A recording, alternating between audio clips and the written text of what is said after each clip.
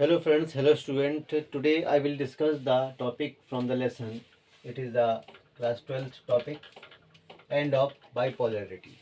The lesson is from the political science class 12th and today's topic is shock therapy. Shock therapy को आज हम discuss करेंगे. Topic बहुत ज़्यादा important है. इसमें हम लोग बात करेंगे कि किस तरीके से जो शॉक थेरेपी थी इसको रशिया में अप्लाई किया गया. और सबसे पहले हम जानेंगे कि शॉक थेरेपी आखिर है क्या. तो शॉक थेरेपी जैसे कि अपने आप में ही क्लियर वर्ड समझ में आ रहा होगा कि कैसी मतलब डिज़ाइन की गई एक प्लानिंग या योजना जो कि अमेरिका के द्वारा लगाई गई थी या लाई गई थी और जो कि यूज़ हुई थी कहाँ पर. ये जो क्षेत्र हैं इसके आप देख पा रहे होंगे, रशिया है, सेंट्रल एशिया है और ईस्ट यूरोप है.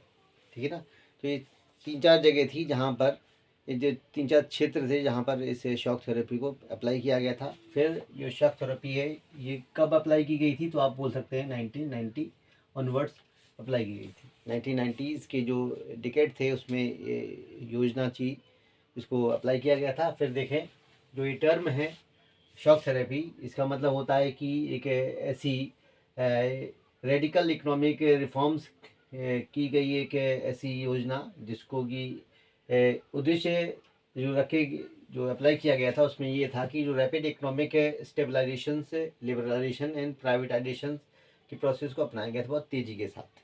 ठीक है ना. एक ऐसी योजना जिसमें बहुत तेज़ी के साथ मतलब ज़बरदस्ती इकोनॉमिक स्टेबलाइजेशन से लिबरलाइजेशन और प्राइवेटाइजेशन की पॉलिसी को अपनाया गया, जिसमें कि ज़बरदस्ती कुछ चीज़ें इम्पोज की गई थी अमेरिका की तरफ से. और अमेरिका ने क्या किया था कि इसे पॉलिसीज़ को अपनाने के लिए दो इंटरनेशनल इंस्टीट्यूशंस को एक तरीके से अप्लाई किया था.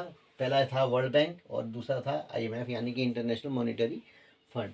फिर इसमें ये है कि जो ये योजना थी इसमें ये था कि जो इकनॉमी थी इसको ओपन किया गया था. ठीक है ना.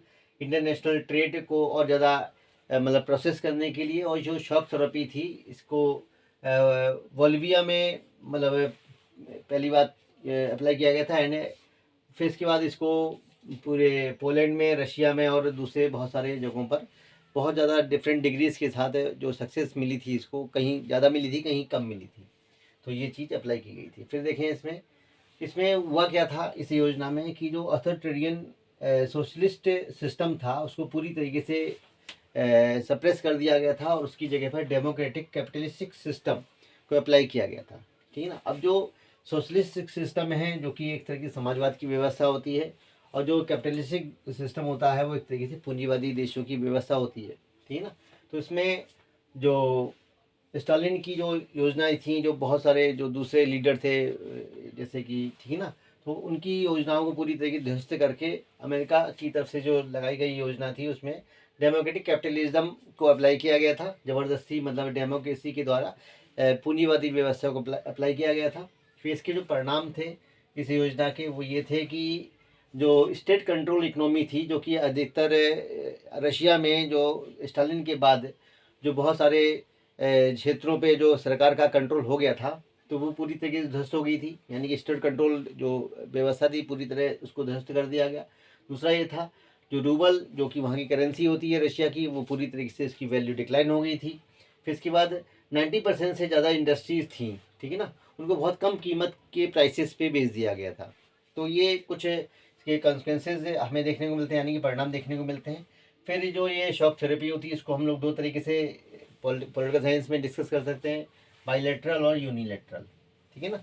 तो ये फिलहाल शॉक थेरेपी एक टॉपिक बहुत ही अच्छा होता है और जो भी मैंने आपके सामने अभी प्रेजेंटेशन दी यहाँ पर इस टॉपिक को लेकर, इसमें आपको अगर कोई भी डाउट लगते हैं तो आप पूछ सकते हैं निश्चित तौर पर. और जो भी आपके डाउट होंगे मैं उसको निश्चित तौर पर पूरा करूँगा. अगर आपको इसमें कोई भी प्रॉब्लम लगती है तुरंत कमेंट करें और इसको टॉपिक को देखें अच्छी तरीके से.